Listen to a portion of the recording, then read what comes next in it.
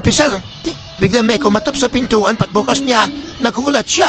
Lalaki yung kumakato, puro dugo damit, may tatnaba, puro dugo.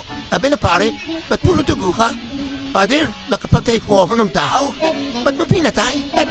Father, nag-uusap lang naman kami na wiso pagtatalo. Yain niya pong magpatalo, Father. Kaya pinatay ko na lang siya. Ano naman ang pinag-usapan yung nawis sa pagtatalo para makitay lang para patayin mo? Pinipilit kayo kanya, Father. Sabi niya kasi, meron daw Diyos, may Diyos daw. Sabi ko sa kanya, walang Diyos, wala.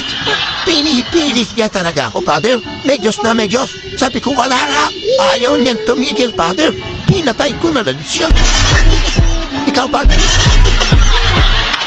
Naniniwala ka bang may Diyos? Sabi ng pare, dati. Oh, bakit? Kung sa'yo nakatutok yung pala ko, maninitigigan tayo. Ha? Kahit ako sabi ko, chismis lang yan. Tatago na ako sa kumbento. There are tests of faith. Kapag dumaraan tayo sa mabibigat na pagsubok, alam naman ng Lord na pinanghihinaan din tayo ng Lord.